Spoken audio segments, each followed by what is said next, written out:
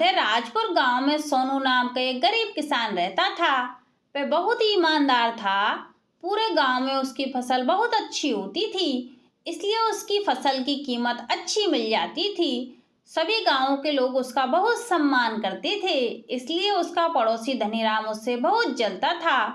धनीराम उसे नीचा दिखाने और तंग करने का कोई ना कोई मौका ढूंढता रहता था। फिर सोनू बोला, मुखिया जी।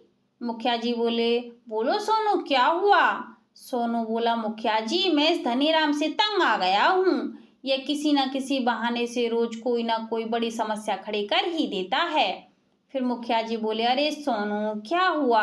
पूरी बात तो बताओ, तभी तो मैं तुम्हारी मदद कर पाऊंगा। फिर सोनू बोला, मुखिया जी, मेरे और धनीराम के खेत के बीच की मेड़ देखी तो होगी आपने। फिर मुखिया बोले, हाँ हाँ, ये तो सब जानते हैं। फिर सोनू बोला, उस धनीराम ने कल उस बीच की मेड़ को काट दिया और अपने खेत में पानी चलाकर छोड़ दिया। मेरा पूरा खेत पानी से लबालब भर गया। आप कुछ करिए ना। फिर मुखिया बोला, तो तुम उससे क्या चाहते हो? फिर सोनू बोला, मैं उसे समझा समझा कर थक गया हूँ। फिर मुखिया बोला, पंचायत करा लो। बोलो, तुम तैयार हो? फिर सोनू बोला, ठीक है मुखिया जी। फिर पंचायत में मुखिया बोला, क्यों धनीराम, तुम काहे को सोनू को रोज रोज परेशान करते हो? ये कोई अच्छी बात नहीं है। फिर धनीराम बोला, मैं कहाँ करता हूँ मुखिया जी? यह आपसे किसने कहा? मैं नहीं, यह सोनू मुझे तंग करता है। भगवान कसम, इसने मेरा जीना हराम कर रखा है। फिर मुखिया बोला, पर यह सोनू तो कह रहा है कि तुमने खेत की मेड़ को काट कर पानी की पाइप इसके खेत की ओर कर दिया। फिर धनीराम बोला, मैंने खेत की मेड़ नहीं तोड़ी, और पानी कौन रोक सकता है, कहीं भी चला जाए। फिर सोनू बोला, मुखिया जी, मेरे खेत की मेड़ इसी ने जानबूझकर तोड़ी है। फिर धनीराम बोला, ऐसे कैसे? मेड़ तोड़ते हुए देखा तुमने मुझे? फिर सोनू बोला, अरे तो मैं कहाँ तक देखूं, रोजाना कुछ ना कुछ करते ही रहते हो। फिर धनीराम बोलता है, मुखिया जी, मैं कहता हूँ ये मेड़ इस सोनू ने ही तोड़ी होगी और इल्जाम मुझ पर लगा रहा है। मुखिया, इसका मतलब मेड़ किसने तोड़ी है यह तुम दोनों को पता नहीं है, पर सोनू के खेत में पानी तुम्हारी गलती के कारण ही भरा है ना? फिर धनीराम मुखिया जी से बोलता है, मुखिया जी, इसमें मेरी कोई गलती नहीं है। मैं अपने खेत की सिंचाई करने के लिए पानी चलाकर चला गया था। अब पानी है बहता हुआ चला गया तो सोनू के खेत में पानी सीमा के बंधन में थोड़ी बनता है। फिर मुखिया बोला, हाँ, बात तो तुमने बिल्कुल सही कही, पानी सीमा में नहीं बनता। फिर धनीराम बोला, वही तो मैं कह रहा हूँ, पानी है चला गया उसके खेत में, अब इसमें मैं क्या करूँ? फिर मुखिया बोला, अरे नत्थू, जरा सुन, तेरा खेत धनीराम के खेत के दूसरी ओर जुड़ा हुआ है ना? फिर नत्थू बोला, हाँ मुखिया जी। मुखिया बोला, ऐसा कर, कल तू अपने खेत में पानी के पाइप को धनीराम के खेत की ओर करके कहीं गुम हो जा। फिर धनीराम बोला, ये क्या कह रहे हो? इस तरह तो पानी मेरे खेत में आ जाएगा। फिर मुखिया बोला, नत्थू, तो अपने खेत में पानी चला रहा है, अगर तुम्हारे खेत में चला गया तो क्या हो गया, वह कोई बनता थोड़ी है। फिर धनीराम बोला, खबरदार तुमने ऐसा किया तो। फिर मुखिया बोला, अपनी गलती मान ले धनीराम, सभी मिलकर काम करोगे तभी काम चलेगा, वरना एक दूसरे का ही नुकसान करोगे। फिर धनीराम मन ही मन सोचने लगा, माफी मांगने में ही भलाई है, इस सोनू को तो मैं बाद में देख लूंगा। फिर धनीराम बोला, मुझे माफ कर दो मुखिया जी, आगे से ऐसा कुछ भी नहीं करूंगा। फिर मुखिया बोला, ठीक है सोनू, सुन लिया ना? सोनू हाँ में सिर हिलाता है, सभी लोग चले जाते हैं। फिर धनीराम अकेले में सोनू को बोलता है, तुमने पंचायत के सामने मुझे माफी मंगवा कर अच्छा नहीं किया, सबके सामने बेइज्जती करा दी मेरी, मैं तुमसे इसका बदला जरूर लूंगा। फिर एक आदमी जल्दी जल्दी जाते हुए बोला, धनीराम, ए भैया, कहाँ भागे जा रहे हो, जरा सुनो तो। फिर आदमी बोला, भैया, अभी तो मैं जल्दी में हूँ। फिर धनीराम बोला, अरे रुको तो सही, कभी कभी हमसे भी बात कर लिया करो। फिर वह आदमी बोला, अच्छा भैया, कहो जल्दी क्या बात है? फिर धनीराम बोला, तुम सब्जी वाले कलेक्टर हो ना? फिर वह आदमी बोला, हाँ, मैं शहर में सब्जियां सप्लाई करता हूँ। फिर धनीराम बोला, हाँ हाँ पता है, इस बार मेरे खेत की अच्छी फसल होने वाली है, अगले हफ्ते से ही तैयार हो जाएगी, तुम खरीदो तो। फिर वह आदमी बोला, नाना भाई रहने दो, मैं तो इस गांव से केवल सोनू भैया की सब्जियां ही खरीदता हूँ। फिर धनीराम बोला, अरे इस बार मेरी भी ले लो, मजा आ जाएगा इस बार। फिर वह व्यक्ति बोला, भाई तुम लोगों की सब्जी आधे दामों में भी नहीं बिकती, लेकिन सोनू की सब्जी बढ़िया किस्म की होती है, दुगने दामों में भी आसानी से बिक जाती है। शहर में उसकी सब्जियों की बहुत डिमांड रहती है, समझे।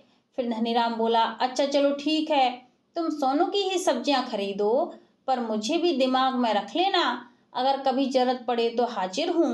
फिर वह व्यक्ति बोला, हाँ भैया जरूर, अगर जरूरत पड़ी तो तुमसे ही लेंगे, अभी मैं चलता हूँ, ठीक है ना। फिर धनीराम अकेले में, अरे जरूरत कैसे नहीं पड़ेगी, पर मैंने तो कभी सोचा ही नहीं था कि सोनू की सब्जी दुगने दामों में आसानी से बिक जाती है। इस बार नोट मैं गिनूंगा और सोनू तुमसे तो मैं बदला लेकर ही रहूंगा। सोनू की पत्नी, क्या हुआ, आज आप कुछ ज्यादा थके हुए लग रहे हो। सोनू, नहीं ऐसा कुछ भी नहीं है, बस हल्की सी थकान है। फिर सुबह सोनू पलंग से उठा और चक्कर खाकर वहीं गिर गया। फिर सोनू की पत्नी, अरे क्या हुआ आपको। फिर वह डॉक्टर को बुलाती है। फिर सोनू की पत्नी बोलती है, ये तो भट्टी की तरह तप रहे हैं। फिर डॉक्टर, घबराओ नहीं, इन्हें वायरल है, कोई और कमजोरी नहीं है, 10 दिन में आराम आ जाएगा, तब तक खूब आराम करना, और हाँ खाने पीने का अच्छे से ध्यान रखना, वरना ठीक होने के बाद भी खड़े होने पर फिर से गिर जाओगे। सोनू की पत्नी बोली, जी डॉक्टर साहब, मैं इनका पूरा ध्यान रखूंगी। डॉक्टर के जाने के बाद सोनू पलंग से उठने की कोशिश करता है, लेकिन उठ नहीं पाता। सोनू की पत्नी बोली, यह क्या कर रहे हो आप, आपने सुना नहीं डॉक्टर ने क्या कहा, ये बुखार शरीर को तोड़ देता है। फिर सोनू बोला, पर काम कौन देखेगा। फिर सोनू की पत्नी बोली, कोई बात नहीं, अगर इस बार नुकसान हो गया तो कुछ नहीं होगा, आप अपनी मर्जी से बीमार थोड़ी हुए हो, सेहत रहेगी तभी तो काम कर पाओगे ना। शहर से आया कलेक्टर सोनू के पास आता है। कलेक्टर बोलता है, कैसे हो सोनू। फिर सोनू की पत्नी बोलती है, ये तो उठ ही नहीं पा रहे थे, अब कम से कम उठ पा तो रहे हैं। फिर सोनू बोलता है, इस बार की फसल तो। फिर कलेक्टर, इस बार तो तुम्हारी फसल तैयार भी नहीं हुई है।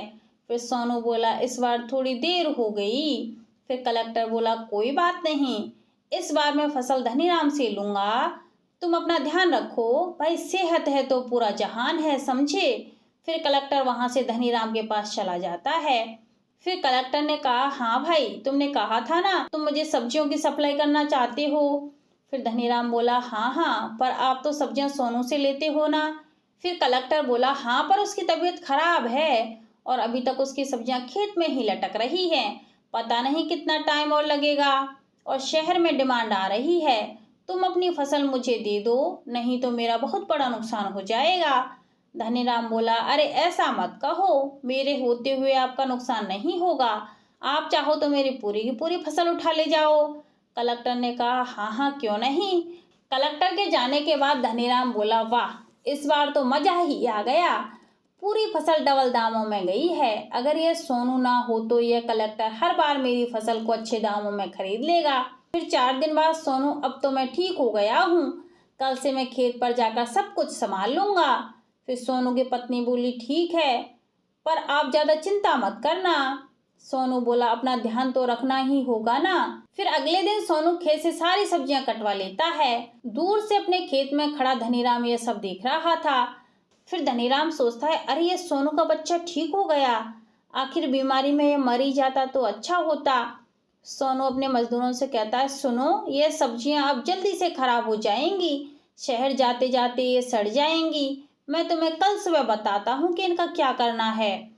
फिर धनीराम सोचता है, इसे रास्ते से हटाने के लिए कुछ तो करना पड़ेगा, वरना यह कलेक्टर को दोबारा मेरी सब्जियां अच्छे दामों में नहीं खरीदने देगा।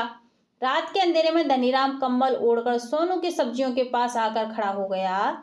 धनीराम बोला, बेटा सोनू, तेरा नाम और काम दोनों बर्बाद होने का समय आ गया है, तूने सबके सामने मुझसे माफी मंगवाई थी ना, अब तू तो किसी से माफी मांगने के लायक भी नहीं रहेगा, चल बेटा दिखा दे अपना जलवा। फिर धनीराम एक पाउडर सब्जियों पर छिड़क कर वहां से चला जाता है। अगले दिन धनीराम गांव में गया, वहां 2 रेहड़ियों पर खूब भीड़ लगी थी। उसने जाकर देखा, धनीराम मन में सोच रहा था, अरे ये दोनों मजदूर तो कल सोनू के खेत में थे, यहाँ सब्जियां क्यों बेच रहे हैं। फिर धनीराम बोला, ओ भाई, तुम यहाँ हाट में सब्जी क्या मांज रहा है। फिर एक मजदूर बोला, सोनू भैया ने कहा है कि यहाँ सब्जियां जल्दी खराब हो जाएंगी, इन सभी सब्जियों को गांव की हाट में आधे दामों में बेचने को बोला है। फिर धनीराम मन ही मन सोचने लगा, हे भगवान, मैंने तो इन सब्जियों पर पाउडर छिड़का हुआ है, पर मुझे क्या पता था। मेरे घर में तो मेरे खेत की उगी हुई सारी सब्जियां खाते हैं। जो भी सोनू की सब्जियां खाएगा उसे अपने आप पता चल जाएगा। जब सब बीमार होंगे तब सोनू को भी पता चल जाएगा। देखता हूँ सोनू इन सब लोगों को क्या जवाब देगा। बेचने दो, चलो अच्छा है, सोनू की बदनामी पूरे गांव में होगी। धनीराम, हाँ हाँ बेचो भैया, देखो सोनू को कितना नुकसान न हो पाए। धनीराम अपने खेत में एक आदमी से बात कर रहा था, तभी एक बच्चा भागता हुआ आया। बच्चा बोला, काका काका जल्दी चलो, आपकी काकी बुला रही है।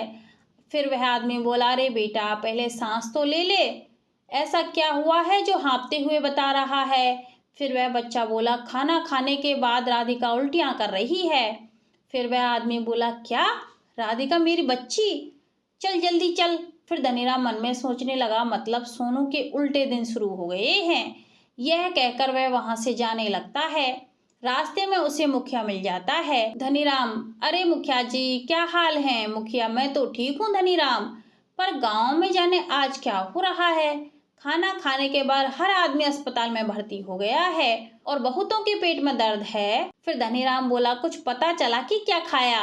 फिर मुखिया बोला, बस इतना पता चला है कि सब लोगों ने एक ही जगह से सब्जी खरीदी थी, आधे दामों में। धनीराम बोला, सोनू की सब्जी भी आधे दामों में बिक रही थी। मुखिया बोला, ये सबने बताया है। फिर धनीराम बोलता है, मुझे तो कुछ गड़बड़ लग रही है। वैसे तो ये सोनू अपनी सब्जी शहर ही बेचता है, इस बार कुछ तो जरूर होगा जो इसने गांव में बेच दी। बताओ कितने आदमी अचानक से बीमार हो गए। धनीराम बोला, मुझे भी ऐसे ही कुछ लग रहा है, उसी की शिकायत करने के लिए जा रहा हूँ। मुखिया के जाने के बाद धनीराम मन ही मन सोचता है, वाह अब आएगा मजा। यह कहता हुआ जब धनीराम घर आया तो उसकी पत्नी भागते हुए आई। धनीराम की पत्नी बोली, सुनिए जी, मनु की कितनी देर से उल्टियाँ हो रही है, चलिए अस्पताल लेकर चलते हैं। धनीराम बोला, उल्टी, क्या खिला दिया ऐसा। धनीराम की पत्नी बोली, भिंडी खाने की जिद कर रही थी, घर में भिंडी नहीं थी, हाट से आधे दामों में खरीद कर बना ली थी। धनीराम बोला, चलो जल्दी चलो अस्पताल चलो। वो दोनों बच्चों के साथ अस्पताल पहुंच जाते हैं। अस्पताल में अफरा तफरी मच रही थी। धनीराम बोला, डॉक्टर साहब मेरे बेटे को देखिए, ये बार बार बेहोश होता जा रहा है। फिर डॉक्टर बोला, देखो यहाँ सारे बेड फुल हैं, इसे किसी दूसरी जगह दूसरे शहर में ले जाओ। फिर धनीराम बोला, पर तब तक तो इसकी तबीयत बहुत खराब हो जाएगी। फिर डॉक्टर बोला, तुम मेरी मजबूरी समझो, जिसे दवाई दी जा रही है उसे भी बिल्कुल आराम नहीं आ रहा है, पता नहीं चल पा रहा है कि इनकी तबीयत क्यों बिगड़ रही है। अगर पता चल जाता तो शायद हम इलाज भी कर पाते। तभी मनु जमीन पर गिर जाता है। धनीराम की पत्नी बोली, मनु, ओ मनु, क्या हुआ तुझे, उठ बेटा। पर वह नहीं उठता। डॉक्टर उसकी नब्ज चेक करता है। डॉक्टर, यह तो बहुत बुरी तरह बीमार है, मेरी बात ध्यान से सुनो, इसे अगले 3 घंटों में शहर के किसी बड़े हॉस्पिटल में ले जाकर इलाज करवाओ, वहाँ बीमारी पकड़ में आने पर इलाज हो सकता है, यहाँ तो नहीं। धनीराम डॉक्टर साहब से बोलता है, डॉक्टर साहब मैं आपको सच सच बताता हूँ कि यह कौन सी बीमारी है। वह डॉक्टर साहब को सब कुछ बता देता है। फिर डॉक्टर साहब बोले, अच्छा हुआ जो तुमने हमें समय पर सब कुछ बता दिया, अब यहीं पर इसका इलाज हो जाएगा। डॉक्टर मनु और बाकी लोगों को इंजेक्शन लगा देते हैं। तभी पुलिस वाला वहां आता है और डॉक्टर के साथ अंदर कमरे में चला जाता है। पुलिस वाला बोलता है, हाँ भाई मेरे साथ चलना होगा तुम्हें। धनीराम बोला, जी साहब मैं आपके साथ चलने को तैयार हूँ, मुझे अपनी गलती का एहसास हो चुका है। तभी मुखिया जी और सोनू भी वहां पर आ गए। मुखिया बोला, लेकिन धनीराम तुमने ऐसा गलत काम क्यों किया। धनीराम बोला, मुखिया जी मेरी मती मारी गई थी, मैं हर हाल में सोनू से ज्यादा कमाई करना चाहता था, इसलिए इसे नुकसान पहुंचाने का कोई मौका नहीं छोड़ना चाहता था, लेकिन इस बार सब किया धरा मुझ पर ही आ पड़ा। फिर सोनू बोला, धनीराम मैंने कभी किसी का बुरा नहीं चाहा, फिर भी पता नहीं तुम मेरे पीछे क्यों पड़े थे। अब तुम्हारी एक गलती की सजा गांव के सभी लोग भुगत रहे हैं और खुद भी तुम्हारे बच्चे भी भुगत रहे हैं। फिर धनीराम बोला, मुझे सब लोग माफ कर दीजिए, मुझसे बहुत बड़ी भूल हो गई, फिर मुखिया बोला, इसलिए कहते हैं कि अगर दूसरे का बुरा सोचोगे तो अपना ही बुरा हो जाएगा। कोई नहीं जानता सोनू ने हमेशा सबका भला सोचा है, इसलिए कर भला तो हो भला।